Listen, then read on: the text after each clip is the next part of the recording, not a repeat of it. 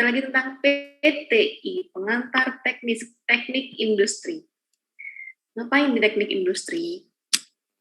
Sebelumnya, materi yang minggu lalu masih ingat nggak?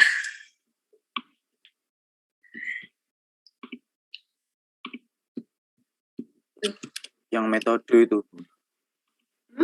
Metode, iya. Saya sudah kasih materinya belum sih? PPT-nya? Saya lupa. Belum ya? Belum. Oke, jadi hari ini kita akan ngomong akhirnya masuk ke babak pendekatan sistem. Jadi pendekatan sistem ini nanti kita deket sama mata kuliah konsep pemodelan sistem, dekat sama mata kuliah konsep pemodelan sistem yang itu akan membawa kalian pertama kali ya untuk di pemodelan sistem itu nanti kalian akan diminta untuk memahami secara umum tentang berpikir sistem.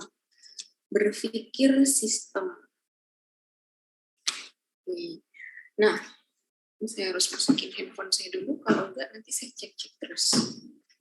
Ya. Tentang berpikir sistem. Nah, jadi kalau ngomong tentang pendekatan sistem, ada dua pendekatan yang digunakan, yaitu ada optimasi dan heuristik. Kalau optimasi kalian sudah sering dengar ya, ngomong tentang mengoptimalkan sistem gitu ya. Mengoptimalkan, mengefisiensi, meminimalkan. Nah, itu judulnya optimasi. Kalau heuristik, ini optimasi ini biasanya lebih dekat ke pendekatan matematis.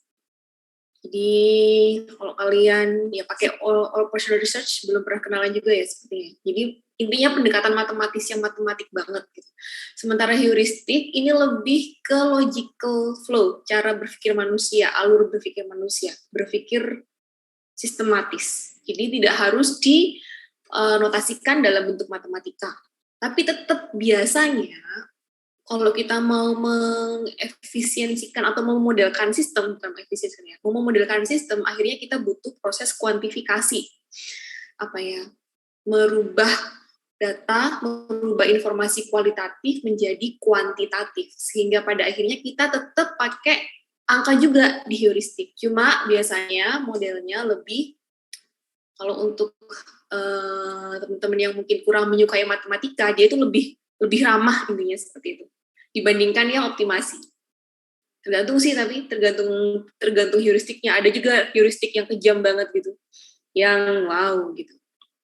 Nah, ngomong-ngomong tentang pendekatan sistem, kenapa kok pendekatan sistem? Karena kita kan sering ngomongin sistem ya. Saya mau pakai highlighter. Oke. Jadi balik lagi ke judulnya, industrial engineering itu mesti diulang-ulang nih. Jadi kan akhirnya kita akan sampai di to specify, predict, and evaluate the result to be obtained from such systems. Kenapa kita perlu pendekatan sistem dengan model? Karena kita nanti diharapkan bisa membuat prediksi, menspesifikasikan model, membuat prediksi, dan mengevaluasi sistem. Ya, kira-kira hasilnya akan seperti apa sih? Bukan, itu prediksi. Kalau mengevaluasi hasilnya itu sudah sesuai standar atau belum. Ini yang evaluasi. Ini hasil terakhir gitu kan. Kalau kemarin kan kemudian sampai tengah. Oke, kondisi saya tidak stabil. Nah, kita nyampe di sini nih, specify, predict, and evaluate dengan menggunakan pendekatan sistem. Jadi, dibaca. Sampai di sini, adakah kalimat yang tidak dipahami, yang tidak bisa dibayangkan, yang tidak relate? Specify, merinci, menjabarkan, menentukan, mengkategorisasi. Predict, mengestimasi, menduga. Ya, Arta? Izin bertanya, Bu, mengenai pendekatan sistem nyata itu maksudnya seperti apa ya, Bu?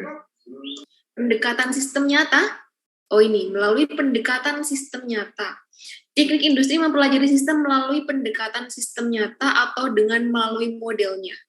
Jadi, kita kalau mau mempelajari sistem bisa berdasarkan real system dengan melakukan pengamatan terhadap observasi pada real system, sistem yang di dunia nyata, atau kita bisa melakukan pengamatan, kita bisa mempelajari melalui model. Jadi kalau ya bedanya ini ya, real system, jadi realistiknya, kita kemudian pergi ke perusahaan, mengamati jalannya proses produksi, atau mengamati kinerja operatornya, atau kemudian ngobrol dengan supervisornya, atau mungkin diskusi dengan manajernya, itu namanya pendekatan melalui sistem nyata, real system. Kalau melalui model, artinya kita mempelajari model yang dibuat oleh orang-orang, oleh penelitian yang terdahulu, oleh mungkin di literatur gitu. Jadi melalui model, baik itu model secara matematis ataupun model deskriptif, apapun itu. Bayang ya bedanya ya? Ya, jadi kita bisa belajar tentang sistem, mempelajari sistem, itu dengan melakukan pengamatan di sistem nyata, atau mempelajari model. Model itu seperti apa sih? Oke, yang ketiga ini aman ya, berarti specify, predict, and evaluate. Kalian kebayang kan mesti ngapain nanti kalau belajar sistem? Oke, Nicholas? Bu, izin bertanya, itu yang mana evaluate itu kan ada mengaudit. Nah, saya kurang paham mengaudit itu bagaimana ya, Bu? Mengaudit itu memastikan bahwa, jadi gini, biasanya kalau yang bilang prosesnya ya, saya cerita prosesnya ya, kalau mengaudit itu, biasanya perusahaan punya standar operation prosedur, tahapan-tahapan yang harus mereka lakukan saat melaksanakan proses atau operasi. Proses audit dilakukan untuk memastikan bahwa realisasinya itu sama dengan SOP-nya, sama dengan rencananya. Audit namanya.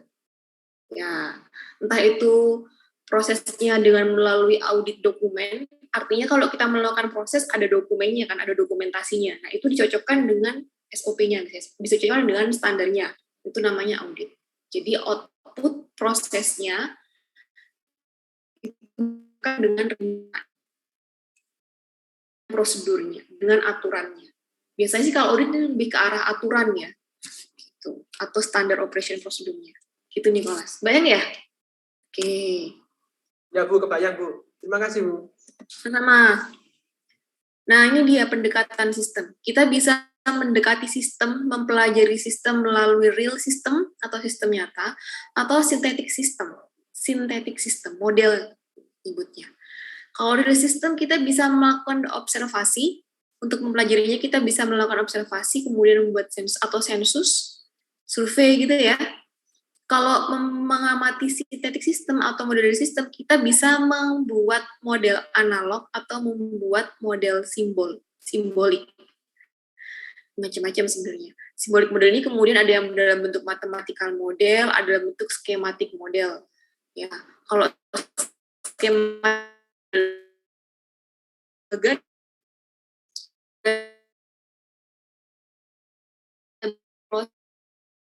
itu sebenarnya ada bagian dari model. Kita memodelkan proses kerja, misalnya seperti itu. Nah, skema dalam bentuk skema atau dalam bentuk matematis. Nah, ini juga bisa pendekatan sistem. Kalau misalnya dengan pendekatan melalui pengamatan pada sistem nyata, kita bisa pakai random sampling atau random eksperimen. Jadi pakai eksperimen atau bisa pakai sampling statistik. Tuh. Ini sederhananya seperti itu, sederhananya. Realitanya nanti kalian bakalan ketemu, terutama yang di bawah-bawah sini ya. Ini relatif kompleks. Nah, dibiasakan nanti. Ini sudah saya jelasin belum ya minggu lalu? Jadi existing problem, jadi kalau pendekatan sistem kita mulainya dari mengamati permasalahan, mengidentifikasi permasalahan yang ada. Jadi mengidentifikasi permasalahan ini akhirnya nyebutnya itu sebagai as is model, sebagaimana yang diamati. Jadi problem itu diamati dengan melihat variabel, semua variabel yang mungkin berpengaruh terhadap permasalahan tersebut. Penyebabnya itu macam-macam. Misalnya gini, apa sih masalahnya ya? Masalah yang terdekat, COVID misalnya. Semoga segera berakhir. Nah, misalnya COVID nih permasalahannya apa sih? Kenapa kok dia nggak selesai-selesai? Kenapa sih nggak berakhir gitu? Pandemi ini lama sekali berakhirnya. Kira-kira apa penyebabnya? Banyak faktor. Banyak faktor. Misalnya sebutlah ya, banyak faktor gitu ya penyebabnya. Di existing problem, banyak faktor ini semua dimasukin. Semua dimasukin, as is model. Ini realnya. Kemudian, kita punya solusi. Dari banyak faktor itu, tadi kemudian kita punya solusi. Misalnya nih, PPKM yang ketat, gitu. Terus duit dikasih, masyarakat dikasih duit biar nggak keluar-keluar lagi, gitu ya. Yang sering muncul kan idenya. Itu ideal solution. Ideal solution, should be modelnya. Tapi pada kenyataannya ada constraint dan limitation. Ada batasan di sini. Ini to be modelnya. Sehingga kemudian kita harus propose yang visible. Jadi to be model ini artinya saat kemudian kita punya solusi ideal tapi kemudian dikenai batasan, ini akan menjadi visible objektif. Objektif yang mungkin dicapai. Di sini kemudian jadi to be model, propose solution. Nah, di existing problem ini akhirnya semua faktor tadi itu akan dikurangi. Gak bisa semuanya dimasukkan karena kita nggak bisa menyelesaikan semua faktor tadi. Ya, kan? Kemudian dengan pertimbangkan concern dan limitation-nya. Ya. Jadi ini yang awalnya gede banget problemnya, kemudian solusinya sangat ideal karena tidak ada dan propose solution to be model, dia menyempit baik secara permasalahan, kita pilih permasalahannya, kita pilih ruang lingkup sistemnya dengan mempertimbangkan karena ada batasan sistem di sini. Ini propose. Nah, ini pendekatan sistem. Mulainya dari real yang banyak, yang gede banget, kemudian kita kasih solusi yang ideal, yang solusinya itu udahlah kita punya superpower kalau misalnya di ideal solution ini. Kita nggak punya batasan apa-apa. Kita bisa melakukan apapun. Tapi begitu dibenturkan dengan realita, nah kita dapat to be model. Ini yang sulit. Yang sulit. Biasanya kita itu melihat kesulitan membatasi masalah. Kalau di sini, kesulitan membatasi permasalahan. Maunya semua faktor diselesaikan. Maunya semua masalah diselesaikan. Padahal resource kita nggak punya. Dan kita pengen menyelesaikan dengan sebaik-baiknya. Dan kita lupa dengan batasan permasalahan kita. Dengan batasan sumber daya, batasan sistem kita. Permasalahannya di sini biasanya kalau pendekatan sistem. Ingat-ingat ya, jangan lupa jadi awal itu lihat sistem itu gede banget, nggak apa-apa. Semua faktor masukin. Bikin solusi pun juga jangan dibatasi. Semua masukin, semua alternatif solusi. Baru kemudian saat kita propose solution, nah dipersempit, baik faktornya dipilih, modelnya juga dipilih, solusinya dipilih. Itu ya. Jadi kemudian solusi should be model in, ya, oke. Khairul? Bu, boleh kasih contoh masalah yang real nggak Bu? Yang ringan gitu Bu, tentang pendekatan sistem gitu. Biar lebih mudah dipahami gitu Bu. Tadi ya, balik ke COVID ya. Balik ke COVID. Jadi contohnya tadi kalau misalnya ngomongin semua faktor, maka ya faktor yang dimasukin semua tadi adalah faktor kebijakan pemerintah, faktor kebudayaan, faktor perilaku masyarakatnya, faktor kebijakan pemerintah yang tidak tegas. Clear-nya ya, permasalahannya ya, problem kebijakan pemerintah yang tidak tegas. Kemudian perilaku masyarakatnya, artinya masih banyak yang misalnya menerima misinformasi, percaya dengan informasi yang salah, misalnya seperti itu. Percaya sih dengan informasi yang benar, tapi dia nggak tahan untuk stay di rumah, misalnya seperti itu. Masih suka keluar-keluar. Ini kan perilaku masyarakat yang tidak kooperatif untuk menjalankan anjuran pemerintah, misalnya seperti itu. Ini misalnya semua faktor ini ada tiga faktor dulu itu. Kemudian solusi yang ideal yang mau kalian kasih seperti apa misalnya tadi? Dengan memberikan apa kira-kira solusi idealnya agar pandemi berakhir? Memberi Vaksin, kemudian sosialisasi mengenai sosialisasi, vaksin, memperketat peraturan. Misalnya nih ya, ini kalian lupa, jadi batasannya adalah vaksin itu ada, ini ya solusi yang diberikan. Maka kemudian vaksin itu tidak hanya kemudian kita serta-merta bisa kasih vaksin, ya, tidak serta-merta vaksinnya, misalnya vaksinnya ada, orangnya belum tahu mau divaksin. Itu batasan sistem kita adalah perilaku masyarakat yang belum percaya. Gitu. Orang-orang yang mau divaksin, duitnya nggak ada buat beli vaksin. Misalnya seperti itu. Makanya mesti milih. Jadi kita nggak bisa kasih semua solusi ini. Dan kita mesti pilih misalnya salah satu aja. Permasalahannya misalnya tadi di antara 3 itu dipilih yang mana? Perilaku masyarakat yang kurang kooperatif. Ya. Jadi kita mau akhirnya pilih satu, menyelesaikan permasalahan yaitu dengan fokusnya terutama untuk menyelesaikan permasalahan di mana masyarakat kurang kooperatif terhadap kebijakan pemerintah. Nah, di sini akhirnya yang diberikan solusinya adalah gimana caranya agar masyarakat ini mau patuh. Sosialisasi itu kemudian tidak bukan salah satu cara. Biasanya kan sudah ada sosialisasi tapi masih tidak patuh gitu kan ya. Di sini solusi vaksin nggak masuk. Solusi memberikan vaksin nggak masuk di sini. Jadi pilih satu problem dengan mempertimbangkan constraint-nya apa, dengan pertimbangan real sistemnya seperti apa, dengan kalau misalnya di sini kalian pilih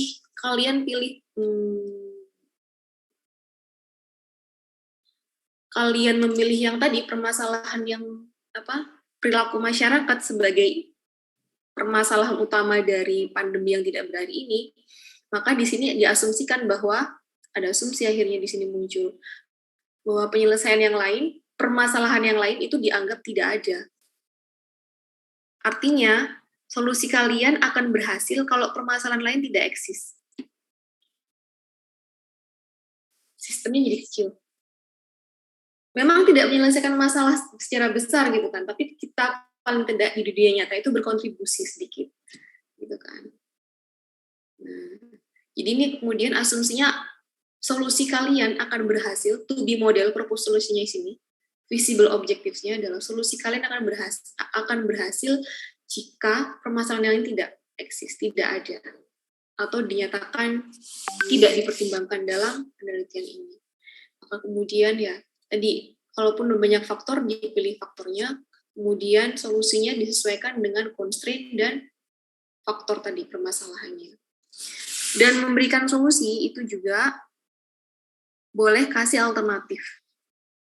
Disarankan untuk satu masalah, disarankan untuk punya alternatif solusi. Itu. Jadi kita bisa measure kira-kira solusi mana sih yang paling optimal untuk satu permasalahan yang sama. Jadi kita bisa ukur, dibuat skenario solusi. Gitu. Ini pendekatan sistem. Oke? Kebayang? Kebayang sedikit. Ya, jadi mesti align ya, mesti relevan ya. Pak Irul, kebayang sudah? Sedikit, ya. Nanti yang mesti Oke. Jadi ini biasanya harus relevan ya. Jadi antara problem yang dipilih dengan solusi yang dipilih di sini nanti, ini mesti relevan. Kebanyakan kita itu terjebak dengan solusi ideal. Permasalahannya apa, dipilih satu, tapi solusinya dikasih semua. Misalnya,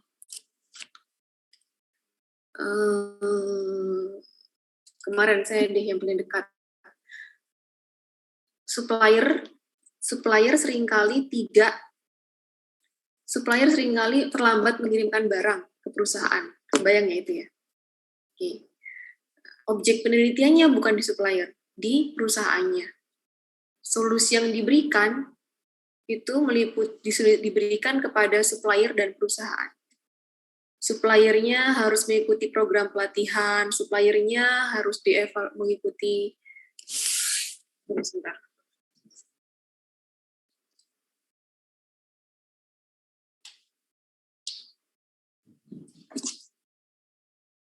Itu. Jadi problemnya supplier sering mengalami keterlambatan, kemudian di sini yang dilakukan adalah solusi yang diberikan, misalnya menambah jumlah suppliernya harus dikasih pelatihan, suppliernya harus ditambah insentifnya, suppliernya harus, itu kan solusi yang ideal, tapi tidak mempertimbangkan batasan perusahaan, tidak mempertimbangkan batasan suppliernya. Ya, makanya harapannya nanti kita mulai mikirnya yang linear ya, yang align, yang relevan. Problemnya apa, solusinya apa, dengan mempertimbangkan batasan. Gitu. Kita sering terjebak dengan memberikan solusi yang normatif, yang ideal. Ya, Givari? Maaf Bu, izin bertanya, bisa? Boleh? Misalnya dalam suatu sistem company yang masih awal-awal gitu Bu. Nah, mereka itu ingin merancang sistem demi mencapai tujuan company tersebut gitu. Tapi masalah dari sistemnya sumber daya manusianya itu sendiri Bu. Nah, sedangkan sumber daya manusianya terbatas, terus mungkin company itu membuat sistemnya yang menyesuaikan dengan sumber daya manusianya itu gitu. Misal sumber daya manusianya itu pada sibuk, terus kayak menyesuaikan jadwalnya susah gitu. Terus sedangkan company-nya menyesuaikan sistemnya dengan jadwal mereka gitu. Demi tercapainya tujuan company tersebut, karena sumber daya manusianya terbatas Bu untuk saat itu gitu. Nah, kira-kira itu bagusnya gimana ya Bu? Apakah sistemnya yang menyesuaikan ke manusianya atau manusianya yang menyesuaikan ke sistemnya Bu? Terima kasih. Ya, terima kasih Givari. Pertanyaan yang bagus. Ada yang mau kasih pendapat sebelum saya ngomong? Enaknya mana nih? Manusia menyesuaikan sistem atau sistem menyesuaikan manusia nih?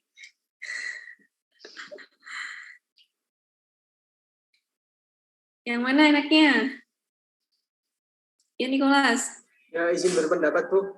Kalau menurut saya, kita harus juga memperhatikan si sumber daya manusianya itu sendiri, Bu. Apakah yang menjadi kendala mereka, sampai-sampai mereka itu tidak menyesuaikan dengan jadwal kita, gitu. Nah, sebaiknya kita harus mencari permasalahannya, gitu lah, Bu. Jadi, dari masalah itu kita bisa evaluasi. Kalau memang memungkinkan masalah dari sumber daya manusia itu tidak dapat diselesaikan dengan jadwal kita, ya kalau menurut saya kita bisa untuk menambah sumber daya manusia yang baru sih Bu, gitu. Terima kasih. Iya, thank you Nicholas. Ada lagi yang lain? Good point. Dari Nicholas. Yang lain? Ya, Nasrullah. Ingin berpendapat Bu. Kalau menurut saya Bu, kita sebagai manusia kan sebenarnya bisa mengatur sistemnya Bu. Jadi kalau menurut saya lebih baik sistemnya sih Bu yang mengikuti kita. Karena selagi kinerja kita juga bagus, ya baik-baik aja sih Bu kalau sistem yang menuruti kita. Terima kasih Bu. Terima kasih Nasrullah. Dua sisi nih. Satunya sistem ngikutin. Satunya sistem ngikutin manusianya. Ya. Manusia yang salah. Ya, jadi kemudian yang Nasrullah bilang sistemnya ngikutin manusia harusnya. Tapi Nicholas bilang kalau bisa dicari tahu permasalahannya di manusianya. Kenapa kok tidak bisa mengikuti sistem gitu ya? Kira-kira gitu ya? Ya, enaknya yang mana nih? Balance ya. Yang enak itu yang tengah-tengah ya. Jadi gini, memang akhirnya gini, kalau ini kasusnya adalah konteksnya perusahaan baru. Gitu ya, Givari ya. Jadi perusahaan baru ini sistemnya biasanya belum established, belum terbangun. Ini kemudian pertanyaan saya adalah perusahaan baru ini, goal perusahaan ini siapa yang menetapkan? Ini goalnya dibangun bersama-sama dengan tim yang tadi tidak bisa mengikuti sistem, gitu kan, nggak ada waktu, atau itu hasil rekrutmen sumber daya manusianya. Kalau sumber daya manusianya adalah hasil rekrutmen, artinya kemudian ada manajemen mungkin 1-2 orang yang kemudian memutuskan untuk meng-hire tenaga kerja, meng-hire sumber daya untuk melakukan pekerjaan untuk mencapai tujuan dari perusahaan, koneksi tidak stabil, ya, maka seharusnya sumber daya yang di-hire tadi itu punya kontrak kinerja, di mana mereka harus bisa mengikuti sistemnya gitu loh. Tapi kalau misalnya sumber dayanya tadi ini kayak teman gitu ya, atau komunitas atau sekelompok teman bersama-sama mau mencoba untuk membangun perusahaan. Nah, kalau di sini artinya yang diminta kan komitmen. Kalau kemudian komitmen yang relatif bebas, tidak begitu mengikat. Nah, kalau ini kasusnya mungkin sebaiknya ikutin sarannya Nasuha. Ya, jadi tapi idealnya sih ya, kalau memang jadi tujuan dari sistem itu kan sebenarnya ditetapkan bersama-sama, ya kan? Sebenarnya ditetapkan bersama-sama. Nah, kalau memang itu dievaluasi aja, kalau memang goalnya ternyata terlalu tinggi untuk sumber daya manusia yang sekarang, disesuaikan aja targetnya. Kalau enggak, nanti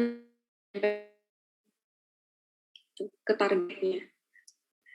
Tapi kalau ternyata kalau misalnya yang menetapkan adalah dirinya, manajernya, dan meng-hire itu sumber daya manusianya itu, ya harus disesuaikan tujuan perusahaan gitu loh, yang di-hire tadi.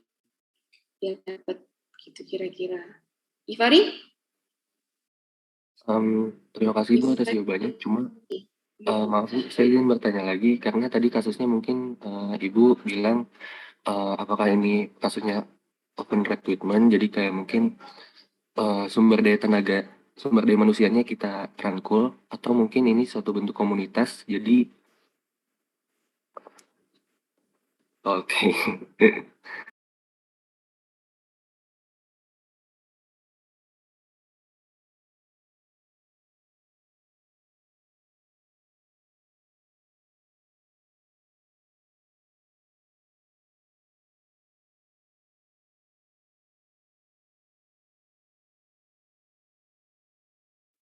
Ya, sorry. Ya, lanjut Ifari. Tadi sumber daya dirangkul, ini saya lagi di kampus ternyata. Oh ya, maaf Bu. Jadi kan tadi Bu Ida bilangnya kasusnya mungkin, halo Bu, maaf Bu, putus-putus. Putus-putus ya? Iya Bu. Bentar, saya ganti.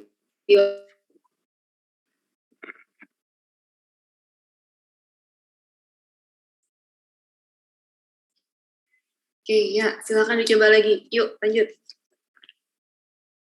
Jadi mungkin Bu, kan tadi Bu kasusnya bilang ini tuh mungkin ada beberapa orang yang menggagas terus meng-hire orang-orang sumber daya manusia dari luar gitu.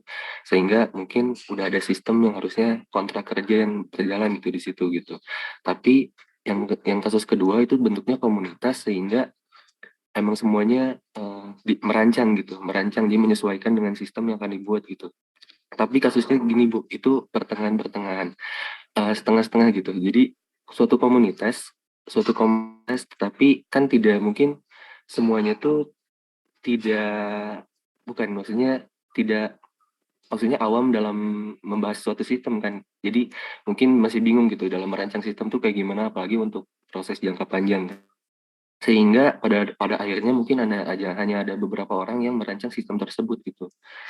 Jadi sumber daya manusianya itu di komunitas itu sendiri Bu. Cuma menyesuaikannya susah gitu. Dengan yang tadi pertanyaan saya, apakah sistemnya menyesuaikan dengan manusia atau manusia menyesuaikan dengan sistem gitu. Sehingga bingung gitu.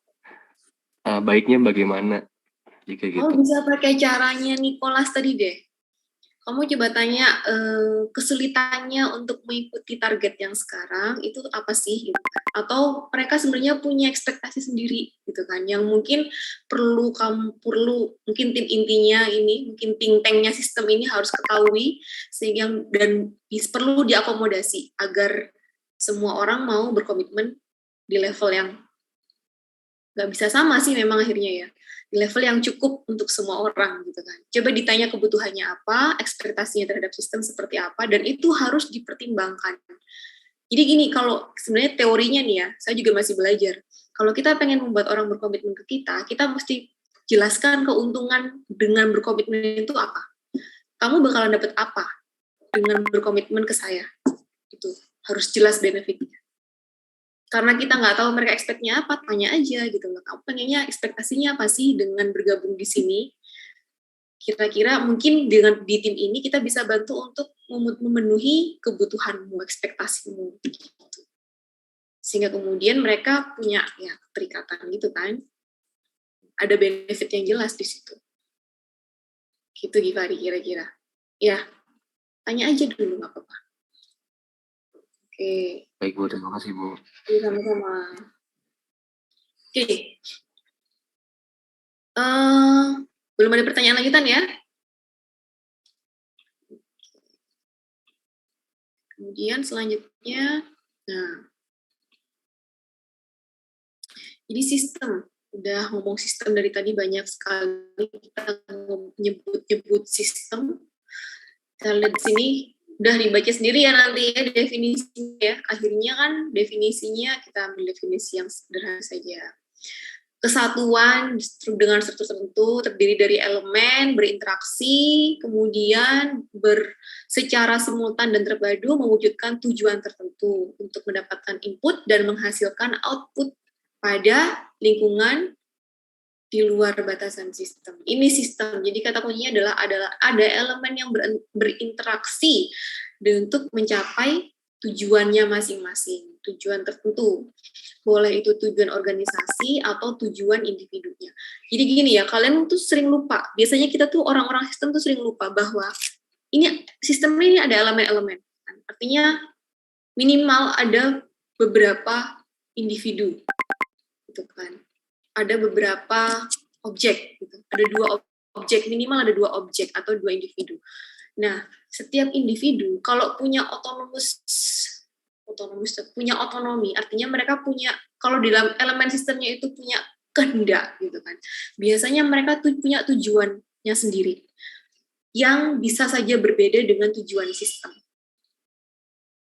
Bedakan antara tujuan individu dengan tujuan sistem. Sistem besar hendaknya bisa mengakomodasi tujuan individu ini. Paling tidak tadi yang saya bilang, kasih benefit. Agar orang-orang yang ada di dalam, individu yang ada di dalam sistem ini mau berkontribusi ke tujuan sistem besar. Gitu. Ya. Karena bisa jadi sebenarnya saling berinteraksi, interaksi itu bisa sejalan, bisa bertolak belakang.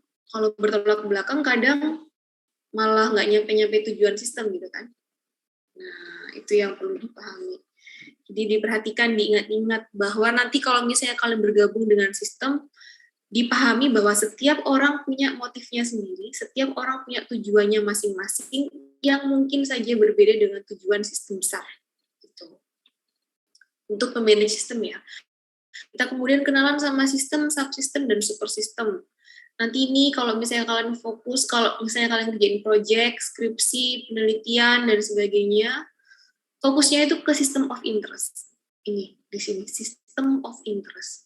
Jadi dalam system of interest ada sistem elemen, ada elemen-elemen dalam sistem. Misalnya sistem of interest yang paling kalian yang dekat dengan kalian apa ya? Sistem apa yang paling dekat dengan kalian? Wes, sebut sistem apa?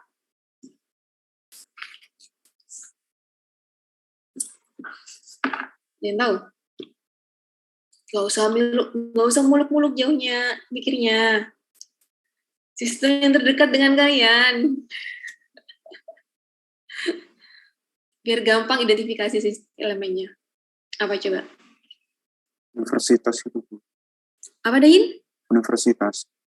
Universitas, sistem elemennya apa? Ya, ada mahasiswa, ada dosen, ada staf. Gitu.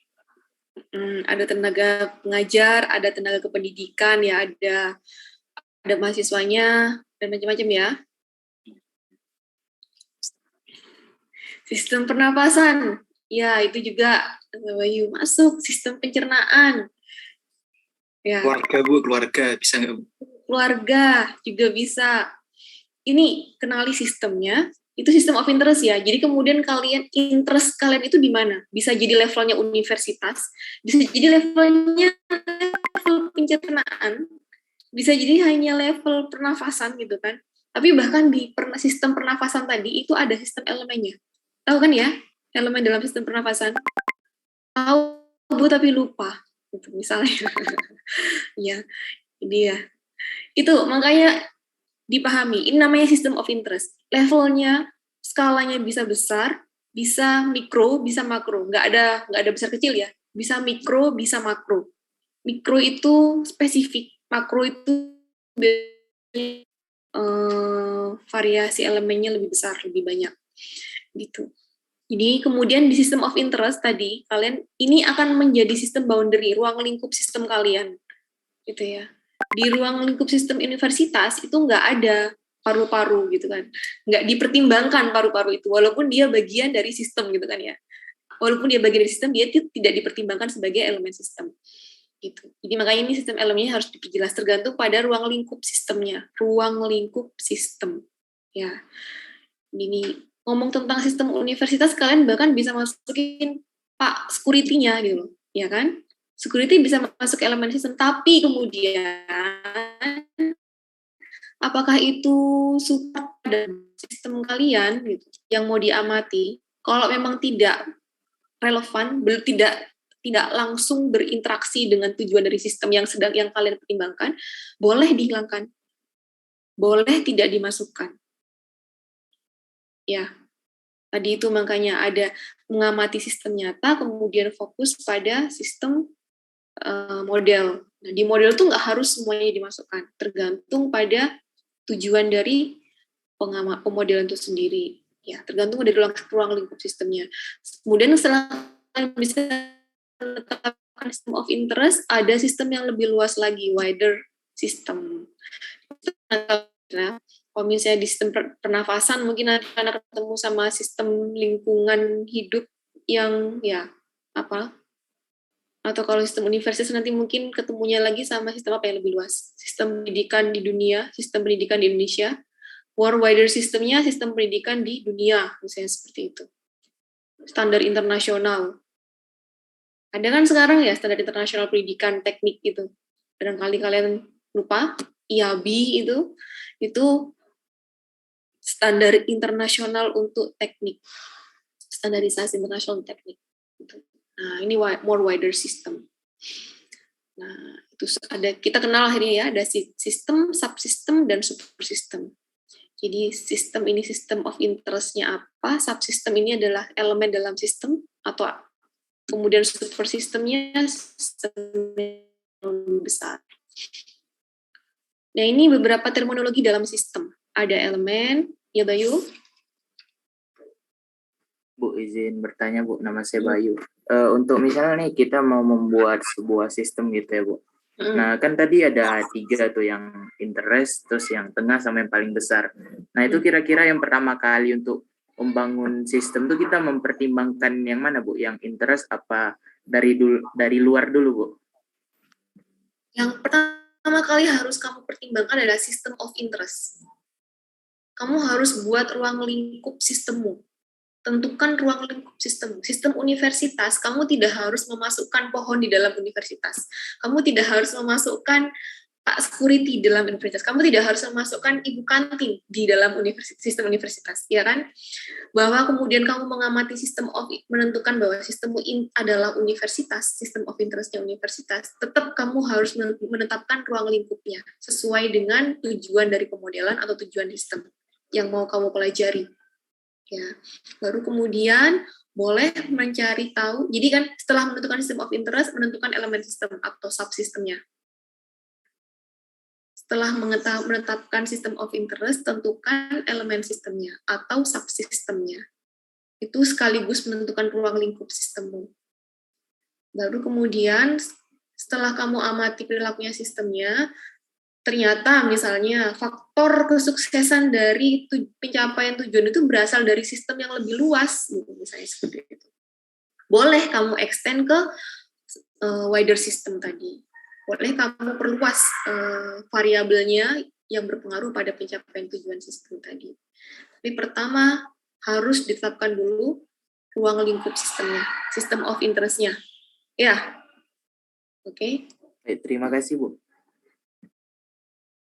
Ya, sama-sama. Oke, kemudian masuk ke terminologi, kita ketemu sama elemen. Sudah sempat dibaca ya? Elemennya adalah komponen. Baca sendiri deh.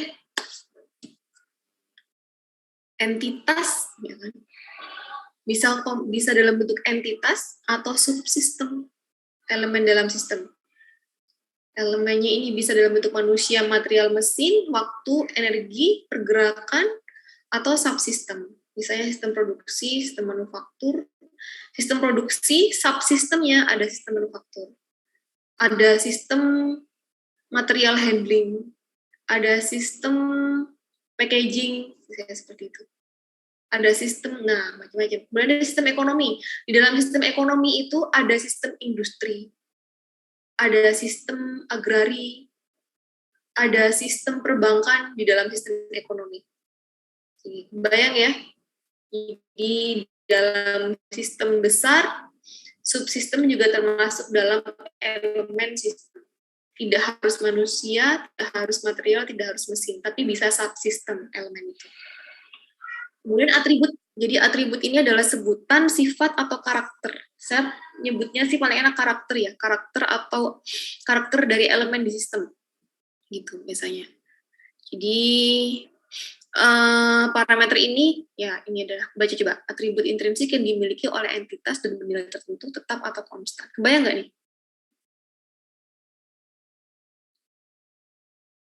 Misalnya kalau di sistem universitas ada mahasiswa, kira-kira ngebandingin sistem universitas TI UB dengan enaknya apa nih? Kalian mau dibandingin sama anak sesama UB atau sesama anak TI? Saya TI UB dengan mesin UB, atau mau dibandingin sama anak TI UB dengan TI UGM, TI ITS, TI UI, mau dibandingin sama yang mana? Karakternya beda ya biasanya ya. Sama UGM, oke. Pandu bilang bandingin sama dari UGM, Bu. Kenapa UGM? Ya, oke. Mari kita sama-sama membuat perbandingan. Kalian sebagai mahasiswa TI, masuk Bibnas.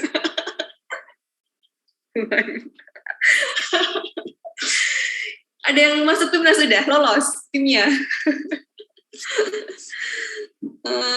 Selamat, semoga lolos ya. Dekan Cup aja. Belum masuk Dekan Cup ya, semoga lolos ya nanti. Dekan Cup lolos, musuh anak UGM juga lolos. Saya supporter utama kalian deh. Ini gini deh, saya nggak ngerti saya masih belum begitu kenal sama karakteristiknya anak TIUB sebenarnya. Coba kalian amati angkatan kalian sendiri. Karakteristik ya, saya kasih karakteristik.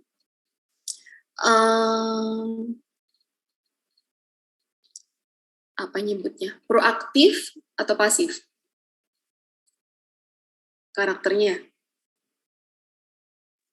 Proaktif. 1.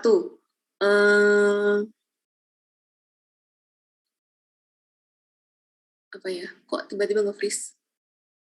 Bagus banget tuh proaktif saya. Kemudian ini apa lagi? Karakter follower, leader.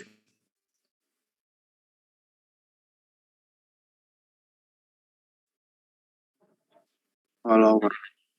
Mungkin dari saya follower. 50-50 sih, Bu. Ada yang follower, ada yang leader. 50-50. Oke. Ini TUB ya, kita masih TUB. Kemudian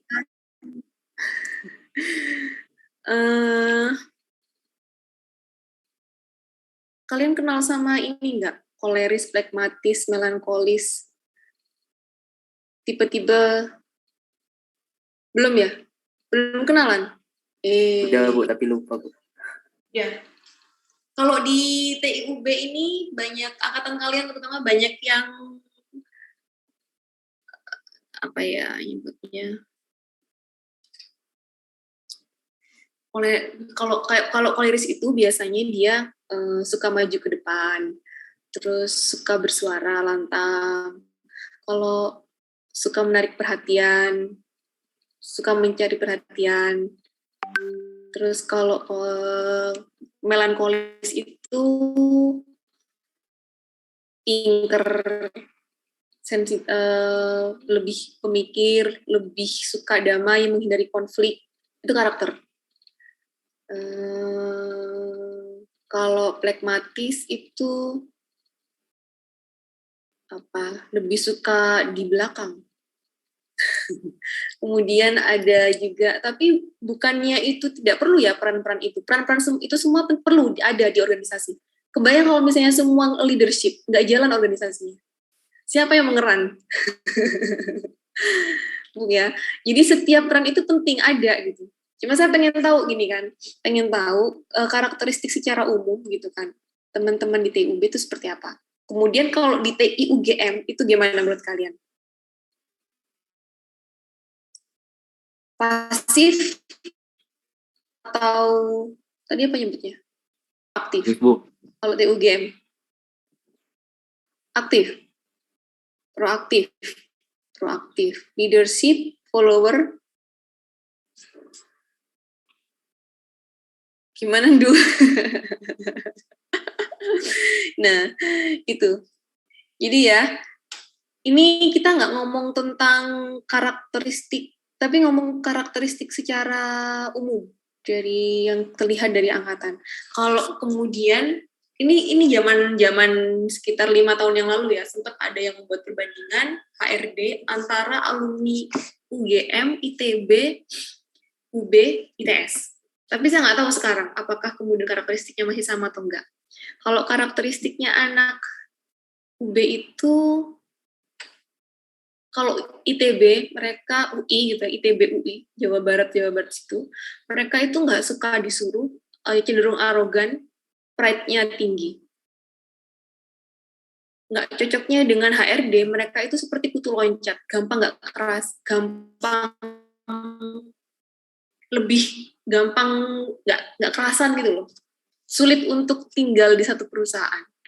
Karena mereka terus berusaha mencari tantangan baru. Karena mereka gampang bosan, seperti itu. Kalau anak Jawa Timur, anak lulusan UB dan ITS itu kerja keras mereka nyebutnya. Mauan disuruh.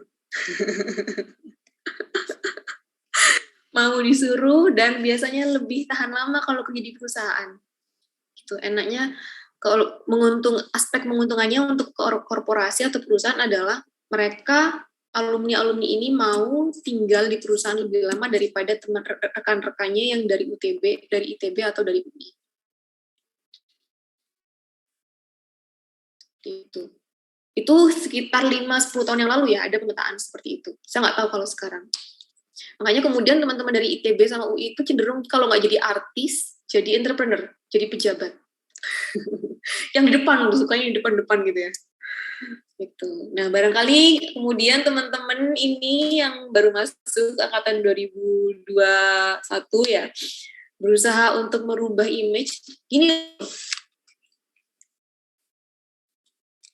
yang kita tuh sering terjebak dengan karakter label, ya enggak. Kita melabel diri kita sendiri untuk berusaha menjadi bagian dari suatu kelompok. Aku suka gitu kalau ada yang sama aku introvert gitu misalnya. Aku ekstrovert sehingga kemudian merasa ada pride saat melabel diri sebagai introvert gitu ya. Nggak apa-apa dilabel seperti itu, tapi seharusnya itu menjadi alat ukur kalian. Oh, sekarang state saya adalah di introvert dengan self awareness-nya gitu loh. Introvert dengan saya nggak suka ngomong, saya lebih nyaman diam, saya lebih nyaman tidak muncul, saya lebih nyaman sendiri gitu misalnya seperti itu. Tapi itu seharusnya tidak membatasi kalian untuk memperluas zona nyamannya gitu kan. Zona nyaman tuh harus jadi karakteristik perilaku kalian, atribut perilaku kalian itu disesuaikan dengan goal kalian gitu loh. Saya introvert. Sorry, lagi berisik. Jadi saya introvert. Identitas saya menglabel diri saya introvert, saya lebih nyaman dengan membaca sendiri di rumah, saya tidak nyaman dengan berada di tengah kerumunan. Tapi ada masa di mana saya harus keluar dan merasa nyaman dengan itu. Karena untuk mencapai goal saya, gitu, Saya harus melakukan itu. Jangan sampai label saya introvert menghalangi saya untuk tidak mencapai tujuan saya. Ya. Jadi ngomongnya adalah tidak untuk merubah karakter ini. Jadi ngomongnya tentang pribadian akhirnya ya. Ini karena gini loh, karena kemudian setelah dikasih label, biasanya kita tuh berhenti di label itu, berusaha untuk menekuni, menyejatikan diri, menyesuaikan diri dengan label itu. Enggak bisa kayak gitu. Jangan. Sesuaikan dengan goal kalian. You cannot stay the same every time, gitu kan. Kalau kata Richard Feynman itu, manusia tidak punya kewajiban untuk menjadi sama setiap hari. Manusia itu punya kewajiban untuk menciptakan dirinya baru setiap hari. Recreate yourself every day, katanya seperti itu. Jadi makanya label itu jangan berhenti di label. Nah, kembali ke sistem, kemana-mana kan akhirnya. Nah, jadi ya, tadi ya, kembali ke sistem, mencirikan sistem ini perlu, jadi kita ngomong sistem bukan individu ya, akhirnya mencirikan sistem ini perlu untuk memodelkan, mempelajari sistem, mencari solusi.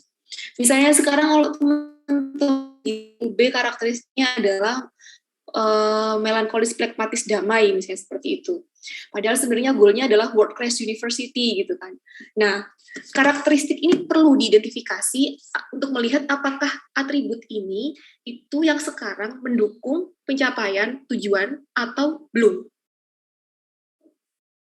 Ya, kalau belum, akhirnya apa yang harus dilakukan agar untuk mengakomodasi karakter yang plekmatis damai tadi, misalnya, agar bisa mencapai world class university. Strateginya disesuaikan dengan karakter itu.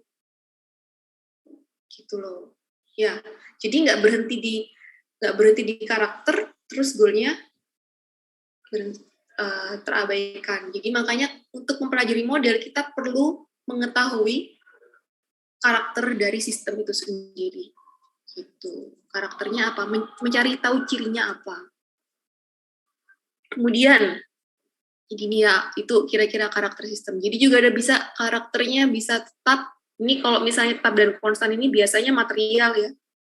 Terkait dengan material. Terkait dengan waktu operasi misalnya bisa dibikin konstan misalnya seperti itu. Ini kalau di sistem industri. Atau bisa juga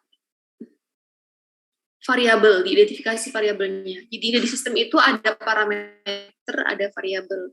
Variabel ini itu berubah, atribut entitas atau interaksi antar entitas dapat berubah. Jadi bisa berbentuk variabel bebas atau variabel terikat. Nanti ini kalian udah ketemu ya mestinya ya, sama statistik. Variabel dependent independent belum. Oh, semester depan berarti. Nanti ada praktikumnya. Kalian bakal kenalan sama variabel dependent dan variabel independent. Nanti karakteristik. Jadi pertama mengidentifikasi elemen sistem itu apa saja, lalu mengetahui, mencari tahu karakter, sifat, fitur dari elemen-elemen dalam sistem itu. Kemudian setelah itu terlalu spesifik, nah baru kemudian kita bisa memodelkan sistem. Model itu bisa dalam bentuk grafik, matematik, dalam bentuk fisik, atau bentuk deskripsi verbal. Merupakan versi sederhana dari konsep, fenomena, hubungan, struktur, dan sistem dari dunia nyata. Jadi model itu adalah penyederhanaan dari dunia nyata. Makanya ada yang bilang model itu nggak ada yang benar. Salah semua model itu. Ya, kenapa kok bisa? Pastikan ya. Jadi, tapi apakah kemudian yang penting adalah saat kita membuat model, apakah kita bisa mengambil insight atau pelajaran dari model tersebut? Itu yang penting, bukan benar salahnya model. Nah, itu. Jadi, model yang baik itu adalah model yang berguna untuk bisa dipelajari. Oke, jadi ini. Sederhananya gini loh, model itu. Kita solar system, real systemnya ini seperti ini. Solar system. Tapi di kepala kita keluarnya seperti ini. Karena kita nggak tahu dalamnya, kita nggak tahu lapisan luarnya, kita nggak tahu nama-namanya, kita cuma tahu warnanya sama bentuknya, misalnya seperti itu. Bentuknya pun ternyata juga nggak valid, nggak akurat gitu kan. Itu model. Tapi kemudian apakah kita bisa mendapatkan sesuatu dari model seperti ini? Pelajaran bisa, harus bisa. Kalau nggak bisa, nggak ada gunanya model. Jadi sebenarnya ya, model itu adalah suatu representasi dari suatu sistem nyata dan dengan lebih sederhana, jauh lebih sederhana. Nah, bisa dibentuk bahasa, deskripsi, simbol, atau bentuk tertentu yang mewakili karakteristik. Jadi di sini kita mewakili karakteristik warna sama bentuknya. Matahari warnanya kayak kuning ke orange gitu kan. Bentuknya itu karakteristik yang kita bisa amati di sini. Sederhananya seperti itu. Makanya ini sama ya, kayak kita bikin mental model, tau nggak mental model?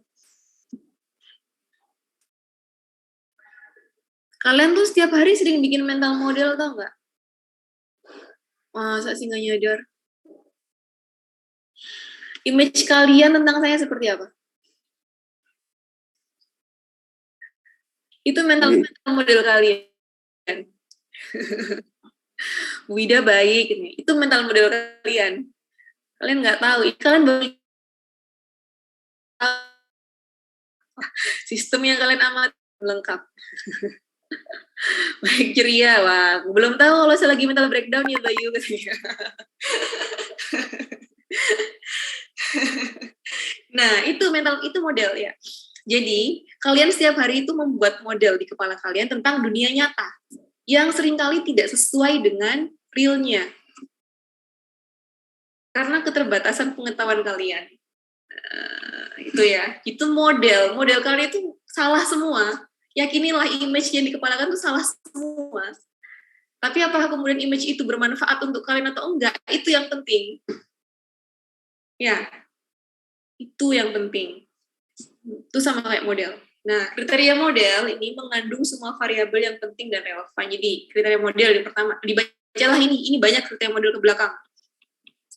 Sampai, yuk dibaca sendiri.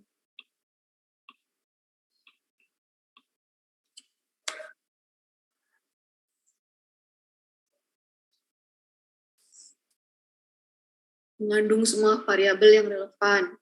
Sederhana. Awali dengan membuat model yang sederhana.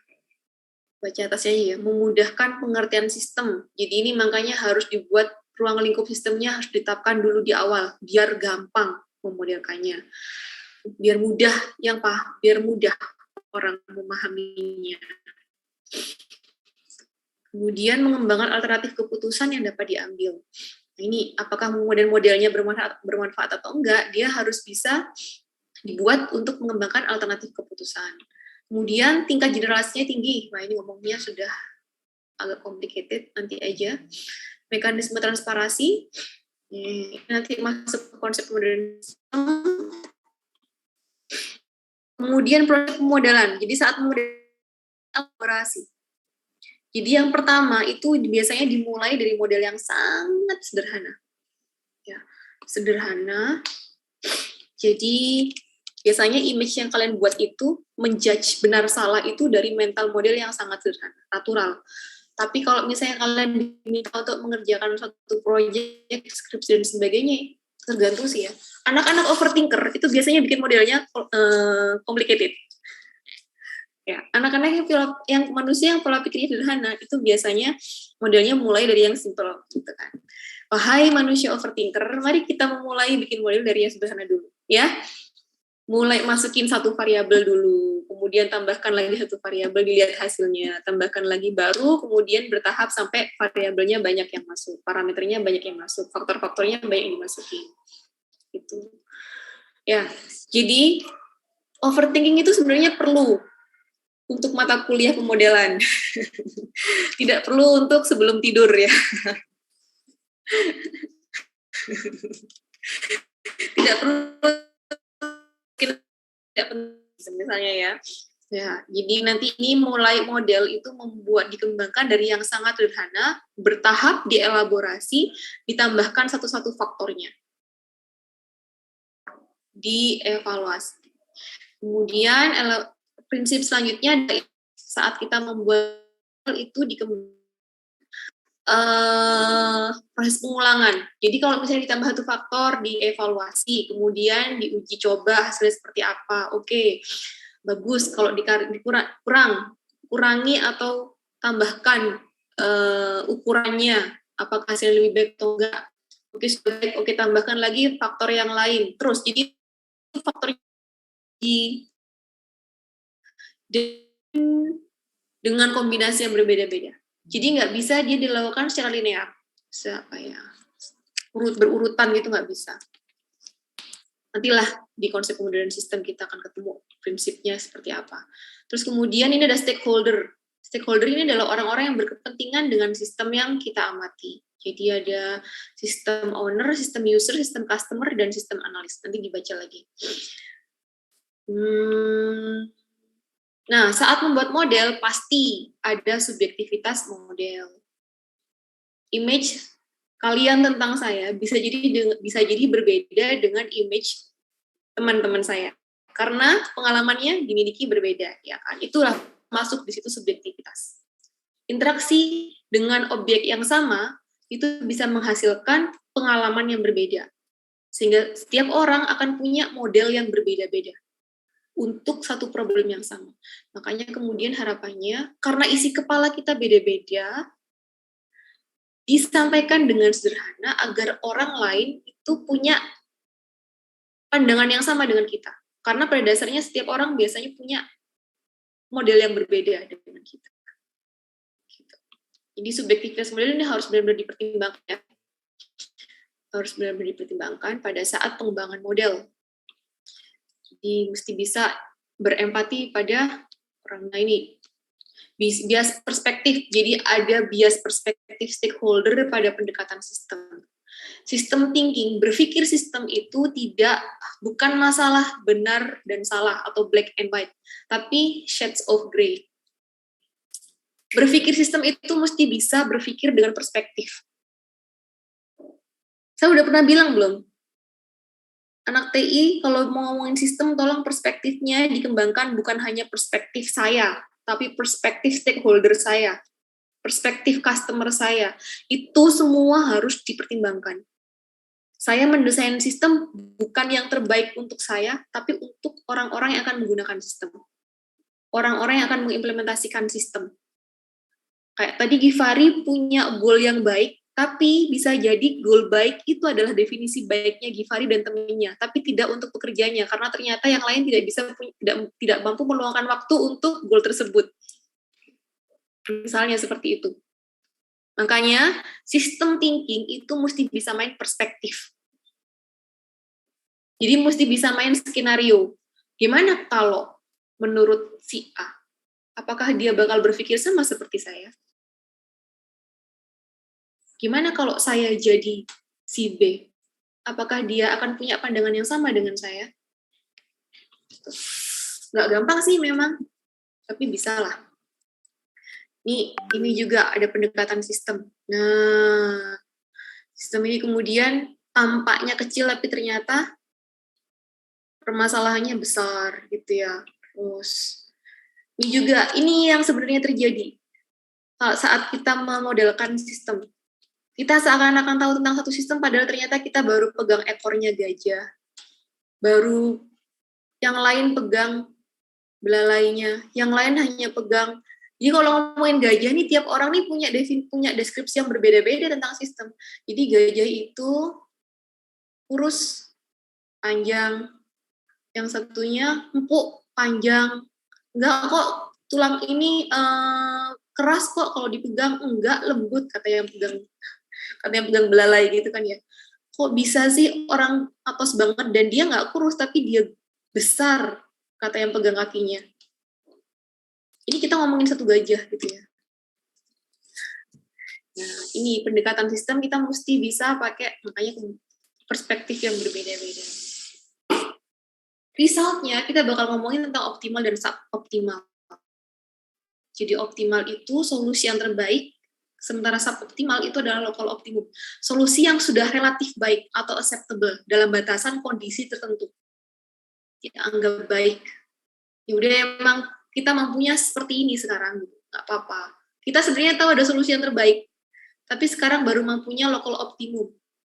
Untuk kondisi saat ini sudah optimal, nyebutnya suboptimal. Tuh, ini nanti dibaca. Jadi ini adalah beberapa pendekatan untuk melakukan pemodelan. Jadi kita bisa pakai algoritma. Kalian udah mulai belajar algoritma kan ya? Kemudian kita bisa pakai optimasi. Kemudian juga bisa pakai heuristik. Nah, heuristik ini adalah proses pendekatan pencarian solusi terbaik dengan menggunakan teknik berbasis pengalaman dalam memecahkan permasalahan. Ini makanya saya bilang dia lebih matematik friendly, bukan ya, lebih ramah untuk orang-orang yang nggak suka matematika dibandingkan optimasi.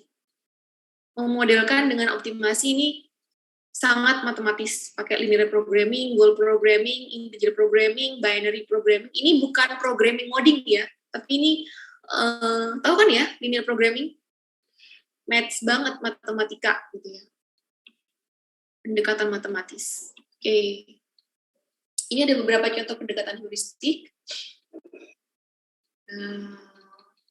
Ini namanya seru-seru sebenarnya. Jadi ini di heuristik itu biasanya didapatkan pendekatan yang dikembangkan dengan mengadopsi